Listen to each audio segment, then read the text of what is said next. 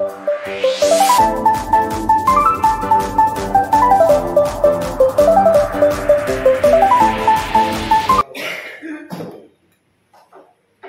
Surgawi, kami buka hati kami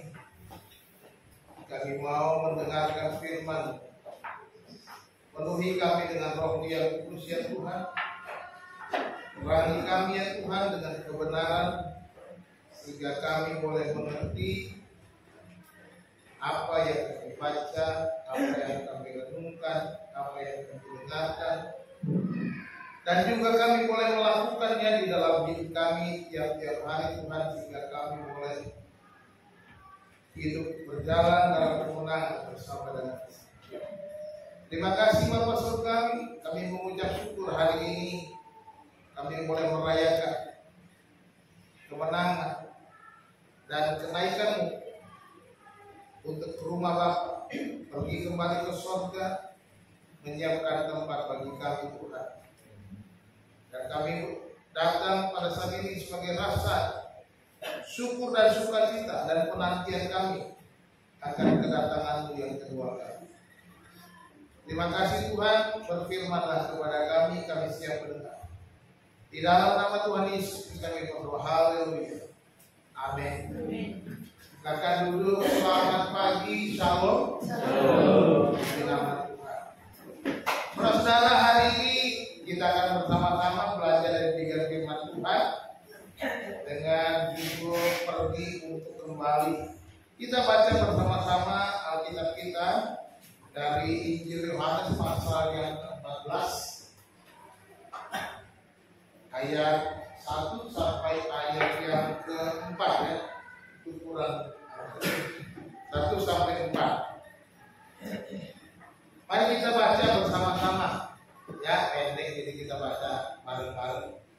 Yohanes 14 ayat 1 sampai ayat yang ke-4. Demikian firman Tuhan. Janganlah gelisah hatimu, percayalah kepada Allah, percayalah juga kepadaku. Di rumah Bapakku banyak tempat tinggal. Jika tidak demikian, tentu aku mengatakannya kepadamu. Sebab aku pergi ke situ untuk menyediakan tempat bagimu. Dan apabila aku telah pergi ke situ dan telah menyediakan tempat bagimu, aku akan datang kembali dan membawa kamu ke tempatku, supaya di tempat di mana aku berada, kamu pun berada. Dan di mana aku pergi, kamu tahu jalan ke situ. Amin. Demikian firman Tuhan. Berbahagialah kita yang mendengar dan yang melakukan. Kita akan belajar bersama-sama dari firman Tuhan ini, pesan Kristus ketika dia akan naik, dia masih hidup, belum disalibkan, tetapi dia sudah berkata dia akan mengalami aniaya, akan disalibkan, dan dia juga akan pergi pulang ke rumah Bapaknya yang di surga. Sebelum pasal 14 ini kita lihat dalam konteks ayat pasal 13. Kalau kita membaca di bagian pertama pasal 13 itu, Yesus baru saja membasuh kaki murid-muridnya. Pasal 13 ayat 1 sampai 20. Di sana bagaimana ada dialog ketika Yesus mau membasuh kaki murid-muridnya. Petrus bilang, jangan Tuhan. Tetapi ketika Yesus bilang, aku harus membasuh kaki, maka dia bilang, seluruh badan. Kalau tahu seluruh badan, berarti sudah mandi. Konteksnya itu. Lalu pelayanan Yesus mengajarkan bahwa dia mempersiapkan para muridnya untuk menjadi pelayan, untuk menjadi seorang hamba sebelum dia berangkat, sebelum dia naik ke surga. Nah, lalu kemudian pasal bagian berikutnya, ayat berikutnya, dia mengingatkan Yudas, ya. Ayat 21 ayat 30, dia mengingatkan Yudas bahwa Yudas akan mengkhianati dia. Lalu setelah itu dia juga mengajarkan tentang perintah yang baru, sebenarnya gak baru bagi mereka, tetapi ini yang penting, yaitu saling mengasihi, ya, supaya mereka punya konsep dari hukum Taurat yang kaku dengan aturan, dengan hukuman. Maka sekarang dia berkata kamu harus saling mengasihi. Kemudian setelah itu Petrus yang tadinya minta dimandiin itu diperingatkan. bahwa dia akan menyangkal Yesus sebelum ayam berkokok. Lalu kemudian pasal 14 ini berbicara tentang rumah Bapa, dan selanjutnya Yesus menjanjikan kedatangan penghibur yang akan memberikan penyertaan sempurna, penghiburan, kekuatan, pembelaan, pertolongan ketika Yesus sementara waktu menyiapkan tempat. Ya. Dia mengirimkan seorang penghibur, atau kita juga sebut Roh Kudus, yang akan kita rayakan nanti ya. Nanti ada hari pencurahan Roh Kudus 40 hari lagi. Berarti bulan depan.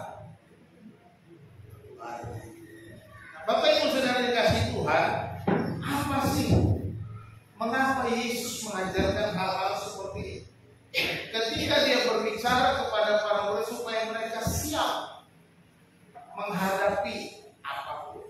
Demikian juga kita pada masa sekarang sebagai murid-murid Tuhan. Kita harus siap untuk saling melayani seperti seorang hamba, seperti Yesus melakukannya kepada murid-murid. Siapa yang mau jadi pemimpin, dia harus menjadi seorang pelayan. Hati-hati, jangan sampai kita menjadi Yudas atau Petrus. Masih mending Petrus ya, sudah menyangkal tapi dia mau bertobat, menyesali. Yudas, dia mengkhianati dan dia tidak mau bertobat. Di manakah kita? Nah, sebagai orang percaya pada masa kini, ada 3 alasan Yesus meninggalkan muridnya dari bacaan kita di atas tadi. Yang pertama, kita melihat bahwa Yesus berkata bahwa dia menyiapkan tempat bagi kita. Yesus menyediakan tempat bagi kita. Dia mulai dengan perkataan jangan gelisah.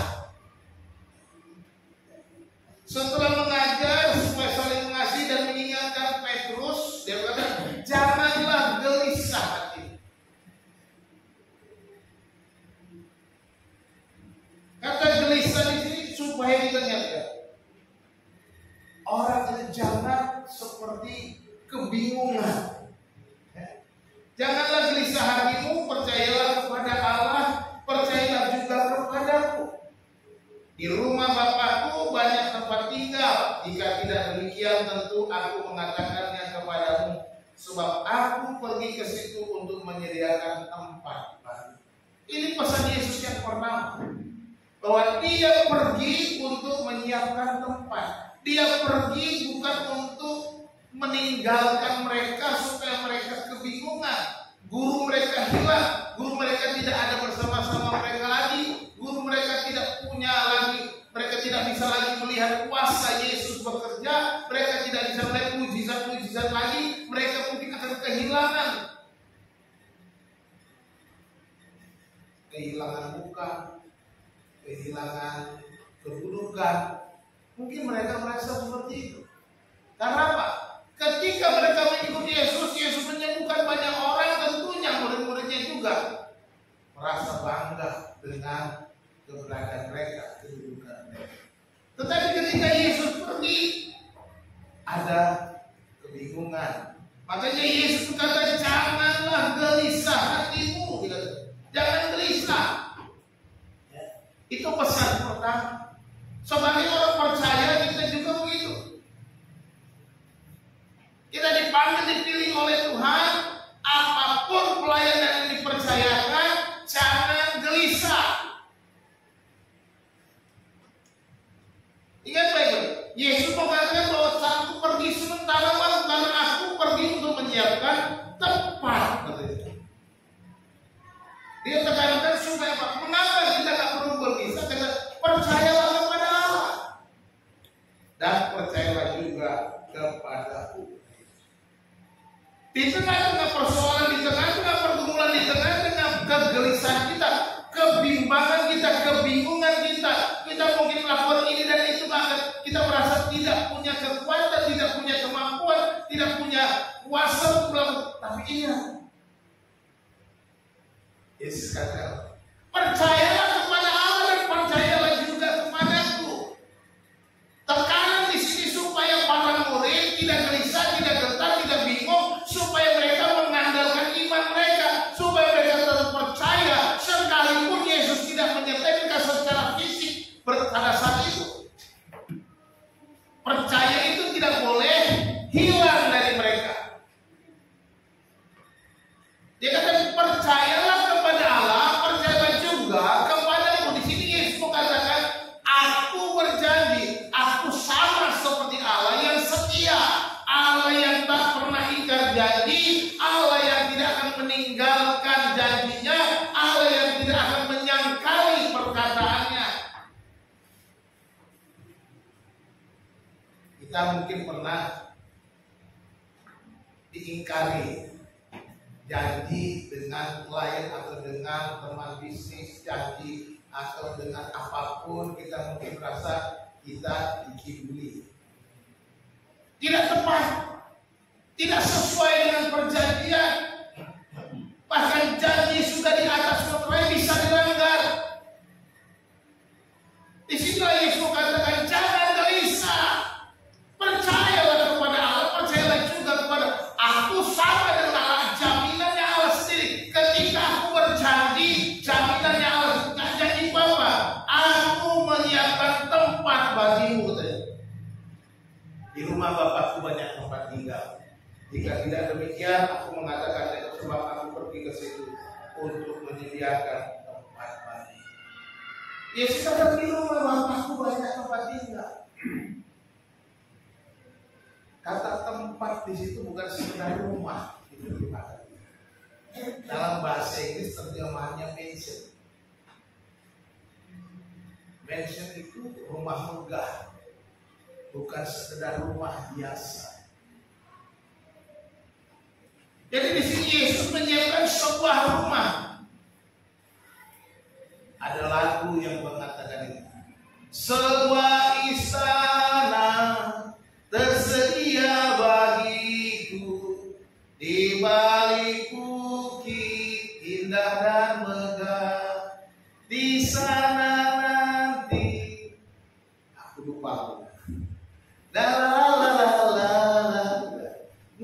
Di sana kita akan bersama-sama Tuhan dengan sebuah tempat yang indah, dengan sebuah istana, tempat yang bukan sembarang tempat.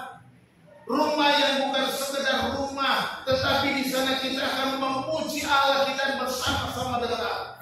Percayalah kepada Allah, percaya kepadaku, di rumah Bapakku banyak tempat tinggal. Percayalah. Kita mungkin kesulitan di sini. Pelayanan susah, pelayanan terus mengeluarkan berbagai macam kesulitan, penderitaan. Pelayanan penuh perjuangan, kita mungkin berkata, waduh, nggak sanggup, nggak sanggup.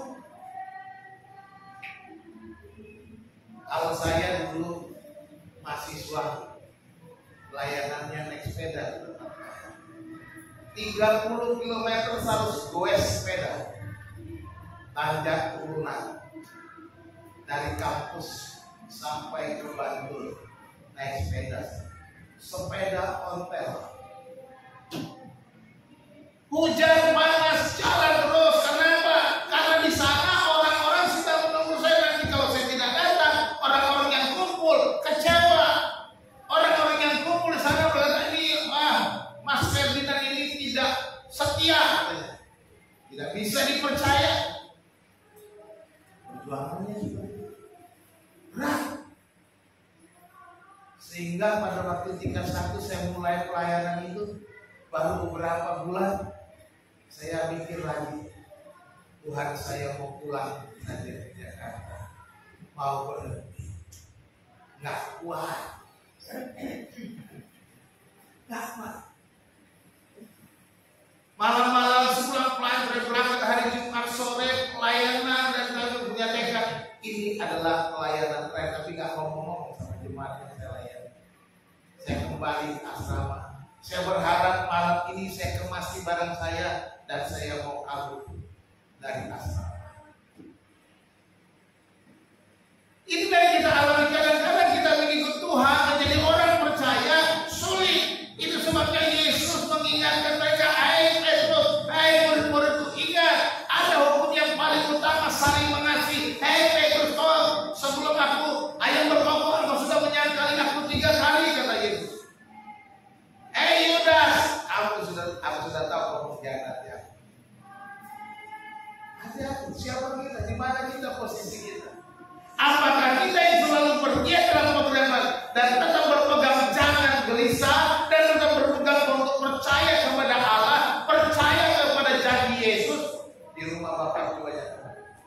hari ini mungkin kau susah, hari ini mungkin kau mengalami kesulitan.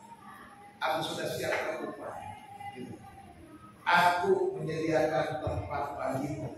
Sebab aku pergi ke situ untuk menyediakan tempat bagimu. Ini yang Yesus lakukan. Kita mungkin masih kesulitan di dunia ini. Kita mungkin kesulitan dalam kehidupan kita, perjuangan kita sebagai orang percaya. Beberapa hari yang lalu di Pamulang dekat dengan kita, mahasiswa-mahasiswi Pamulang sedang berdoa, mahasiswa Katolik sedang berdoa dalam satu buah rumah. Pak RT-nya meneror dan membubarkannya, bahkan mengancam, bahkan memukuli, ada yang berdarah-darah. Kesulitan menjadi orang percaya. Tapi puji Tuhan, Pak RT-nya sudah masuk sel, sudah ditangkap polisi dan dipenjara. Jadi sekarang kita bersyukur negara kita mulai menegakkan keadilan. Kita bersyukur negara kita mulai tegas dengan hal-hal yang seperti ini. Jadi jangan takut. Sekalipun kita dalam kesulitan hari ini, ingat, Yesus berjanji Dia menyiapkan tempat bagi kita yang indah. Amin. Sebuah istana, sebuah rumah megah, sebuah rumah tempat tinggal kita yang damai, nyaman, dan penuh dengan sukacita. Itu yang pertama. Dia siapkan tempat, tetapi bukan hanya siapkan tempat saja. Dan kemudian dia katakan Dia akan membawa kita ke tempatnya. Dia akan menjemput kita. Dia akan membawa kita di dalam ayat yang berikutnya, ayat yang ketiga. Apabila aku telah pergi ke situ dan telah menyediakan tempat bagimu, aku akan datang kembali dan membawa kamu ke tempatku. Sampai di situ, ayat 3-nya, bagian akhirnya nanti kita. Jadi kita lihat itu, membawa kamu ke tempatku. Aku akan datang kembali. Jadi Yesus menyiapkan tempat, bukan sudah siapkan lalu masa bodoh. Di rumah Bapaknya banyak tempat dan Dia siapkan tempat bagi kita masing-masing. Tetapi bukan hanya sekedar, tetapi Dia berjanji Dia akan datang kembali. Percayalah kepadaku, katanya. Aku akan datang. I'll be back. Yesus akan datang kedua kali. Saudara percaya? Amin. Memang ada yang bilang, Yesus nggak datang lagi dari dulu. Tuhan sudah dekat. Tuhan sudah dekat. Dekatnya sampai kapan? Udah tahun 2024 belum? Mana Yesusnya? Mungkin ada orang mengolok-olok. Tapi percayalah, Dia sudah berkata, aku akan datang kembali dan aku akan membawa kamu ke tempatku, katanya. Jadi setelah menyediakan tempat, Dia akan datang kembali. Dia akan membawa kita kepada Bapa setelah Dia menyediakan tempatnya. Ini berbicara tentang waktunya Bapa sendiri, waktunya Tuhan, bukan waktunya kita. Jangan hitung-hitungan waktunya kita. 2024 bagi kita sudah terlalu lama, bagi Tuhan itu tidak lama. Karena Tuhan itu sifatnya kekal. Tuhan tidak dibatasi oleh ruang dan waktu kita. Tuhan sifatnya kekal, artinya Tuhan menembusi waktu. Apakah Tuhan sudah ada di tahun 2030? Sudah, hari ini pun sudah. Apakah ada tahun 2030? Kita tidak tahu. Ya. Tapi sudah ada dari sana, sudah.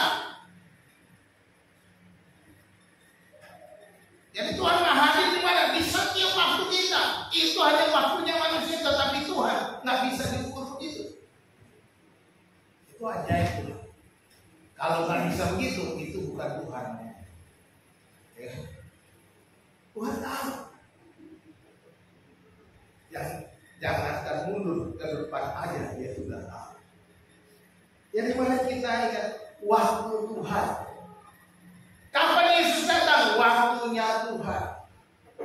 Saya seringkali mengingatkan mengapa Yesus bilang menyediakan tempat dan aku akan datang kembali. Tapi kita belum tahu. Soal waktu kata Yesus. Anak pun tidak tahu, hanya Bapa saja. Yesus bilang juga begitu kan? Anak saja nggak tahu, Bapa saja. Sebenarnya Yesus hanya menggunakan analogi atau budaya bangsa Yahudi. Budaya bangsa Yahudi, seorang pria menikah dengan seorang wanita bertunangan, lalu kemudian pria itu pulang ke rumah bapaknya, menyiapkan rumah buat calon istrinya, dan sesudah siap rumahnya, baru bapaknya bilang, jemput istri. Makanya Yesus gunakan kata itu ketika pendengarnya, orang-orang sedang mendengar itu. Oh, waktunya Bapak. Otoritas Yesus kembali bukan urusan kami, bukan urusan kita sebagai mempelai wanitanya, tapi Bapaknya yang tentu kapan akan datang.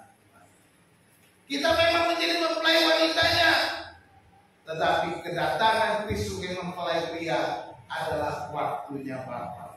Ini yang Yesus katakan. Jadi, aku akan datang setelah menyediakan tempat. Setelah, artinya Bapa yang menentukan kapan Yesus datang. Aku akan datang kembali sesudah Bapa menentukannya. Aku akan membawa kamu, katanya. Membawa kamu, kata membawa. Saya baca dalam bahasa Inggrisnya itu, dalam Alkitab bahasa Inggris, will receive you unto myself. Akan menerima kamu bagi diriku. Ini gambaran tadi, gambaran pernikahan tadi. Jadi ketika Yesus datang kedua kali di awan-awan, kita semua orang-orang percaya yang mati dalam Kristus semua dibangkitkan, yang masih hidup diberikan tubuh baru, dan kemudian bersama-sama menyongsong Tuhan. Dia menerima kita di awan-awan, menerima kita sebagai mempelainya. Dia menerima kita bukan sekedar membawa. Kalau membawa seolah kita itu cuma digiring saja, tapi Dia menerima kita, Dia menyambut kita, Dia menerima kita sebagai mempelainya. Baginya, unto myself, katanya. Aku menerima kamu untuk diriku, untuk diri Yesus. Bahwa kita diterima bagi Yesus. Ini yang Yesus katakan.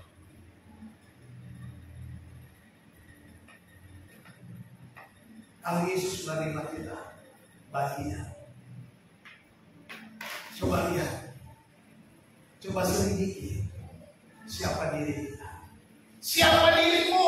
Coba selidiki apa sih diri kita itu. Tetapi Yesus, aku menerima engkau bagiku. Ini berarti betapa bernilainya kita. Sekalipun kita telah berdosa, sekalipun kita seringkali gagal, sekalipun kita seringkali lalai dalam hubungan dengan Tuhan, tetapi Yesus, aku menerima kamu untukku. Ini perjanjian. Ini akad. Ini akad atau perjanjian nikah orang Islam ketika sudah tunangan. Itu sudah menjadi satu. Makanya ketika Yusuf dan Maria ada masalah, Maria hamil duluan, Yusuf pikir, aku mau ceraikan secara diam-diam. Apa itu? Dan tetapi Yusuf diperingatkan dalam mimpi. Yusuf menerima Maria apa adanya. Karena dia tahu ini bukan sekedar kelahiran biasa.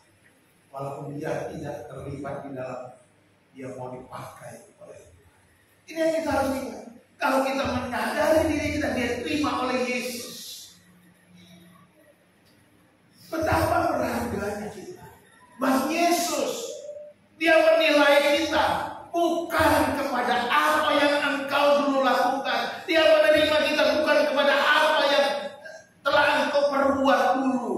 sekarang ini. Tetapi oleh karena akad perjanjian darah, yaitu darahnya sendiri, darah Yesus yang dicurahkan di kayu salib, itulah yang mengikat kita, itulah yang membayar kita, itulah yang dibuatkan supaya engkau diterima. Ada apa-apanya kita. Jadi apa yang kita buat? Hanya rasa syukur. Dia menerima kita oleh karena perjanjiannya, bukan karena siapa kita. Haleluya. Haleluya. Luar biasa. Kita diterima oleh karena perjanjiannya sendiri. Akad yang dia buat. Ini sudah akad. Dia tidak menyangkal akad yang sudah dibuatnya sendiri. Dengan darahnya, aku telah membayar lunas.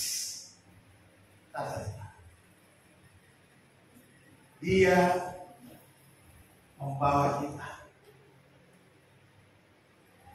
Artinya dia menerima kita apa ada. Ini perjanjian kita. Ingat, pertama, jangan gelisah, percayalah kepada Allah, percayalah kepada Allah.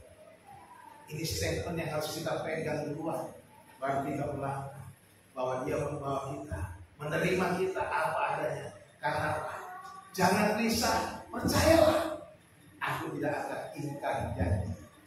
Aku tidak akan melanggar akadku dengan kamu.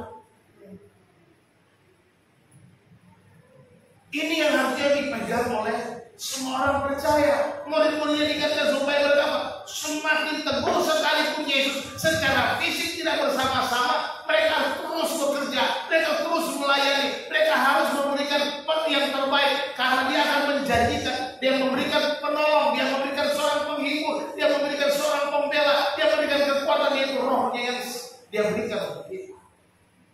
Ini yang ketiga, dikatakan alasan yang ketiga, Yesus bersama-sama kita di tempat ini. Inilah alasan dia pergi dan kembali lagi supaya kita bersama-sama dengan Yesus di rumah Bapa yang dekat. Makanya di dalam ayat 3 bagian terakhir, supaya di tempat di mana aku berada, kamu pun berada. Dan kemana aku pergi, kamu tahu jalan ke situ. Jadi Yesus pergi dan akan kembali supaya di mana dia ada, di situ kita ada. Kemana dia pergi kita tahu jalan ke situ. Ya, indah sekali. Di mana aku berada, kamu pun berada. Artinya kita akan bersama-sama Yesus selama-lamanya. Tidak ada lagi batas. Kita akan bersama-sama dengan dia. Di mana dia ada, di sana kita ada. Di mana dia ada, kan kita pun ada di sana. Di mana dia ada, saudara dan saya ada bersama-sama dengan dia. Luar biasa. Dia meninggalkan sementara waktu. Dan kita sedang menantikan dia dengan sungguh-sungguh. Nantikan dia dengan percaya kepada Allah, percaya kepada Yesus, bahwa dia akan kembali, bahwa dia akan membawa kita ke tempat supaya kita bersama-sama dengan dia, supaya kita selamanya bersama-sama dengan Yesus. Ini adalah janji yang luar biasa. Apakah yang kita rindukan di dalam dunia ini selain bersama-sama dengan Tuhan? Kita tahu di dunia ini semuanya fana, di dunia ini semuanya sementara, di dunia ini penuh dengan penderitaan, di dunia ini penuh dengan persoalan, dan bersama-sama Yesus kita akan melewati itu. Akan tiba waktunya, akan tiba saatnya bahwa Yesus ada bersama-sama kita. Kita ada di mana Yesus ada. Di rumah Bapa yang dekat. Ya. Dan dikatakan di bagian terakhir, kamu tahu jalan ke situ. Kalau kita lihat di Yohanes 14 ayat 6 bahwa Yesus membuka jalan. Akulah jalan dan kebenaran dan hidup. Tak seorang pun sampai kepada Bapa kalau tidak melalui Aku. Kalau kita baca ayat ini kan ayat 5 lagi bilang, Tuhan bagaimana kami tahu jalan ke situ? Ayat 6 Yesus bilang, akulah jalan. Akulah jalan, kebenaran dan hidup. Tidak seorang pun yang dapat sampai kepada Bapa kalau tidak melalui Aku, kata Yesus. Satu-satunya jalan. Sekali bingung para muridnya, bingung bertanya, bagaimana kami tahu jalan ke situ Tuhan? Akhirnya di awal sudah ditegaskan, jangan gelisah hatimu, percayalah kepada Allah, percayalah juga kepadaku. Ini yang harus dipegang pertama. Statement awalnya Yesus. Baru kamu tahu, akulah jalannya. Jadi kita tidak perlu ragu lagi bahwa Yesus adalah jalan satu-satunya menuju ke rumah Allah. Yesus satu-satunya jalan supaya kita diterima di rumah Bapa yang kekal. Kita patut bersyukur atas karya Yesus. Kematiannya, kebangkitannya, kenaikannya menyediakan tempat, dan kedatangannya kedua kali. Ini penantian. Apa yang Yesus sudah lakukan dan apa yang akan Yesus lakukan harus kita percaya penuh. Dialah jalan. Dialah sarana yang tepat. Dialah cara yang terbaik. Tidak ada jalan lain selain daripada Yesus Kristus. Jadi kalau engkau mau bersama-sama dengan Dia di tempat kekekalan yang abadi, kekekalan yang sesungguhnya, kekekalan yang membawa sukacita dan sejahtera, Yesuslah satu-satunya iman. Semua orang akan hidup dalam kekekalan. Ya.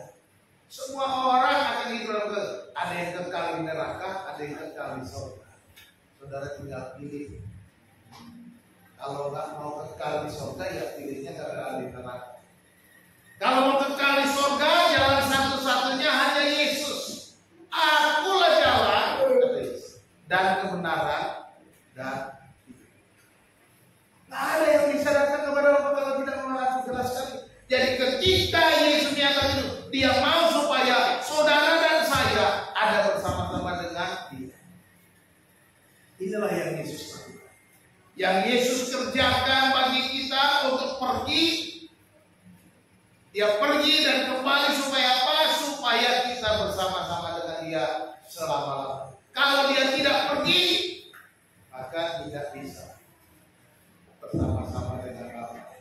Ini paket, ya, paket yang harus dikerjakan oleh Yesus. Datang ke dunia, lahir, melayani, mati di kayu salib, bangkit, naik ke surga, kemudian menyiapkan tempat dan datang. Ini paket yang harus kita terima, yang harus kita jalani sampai Yesus datang yang kedua kali. Di mana Yesus berada, di sana kita juga akan berada. Simpulannya, pergi untuk kembali. Yang pertama, Dia pergi supaya menyiapkan tempat.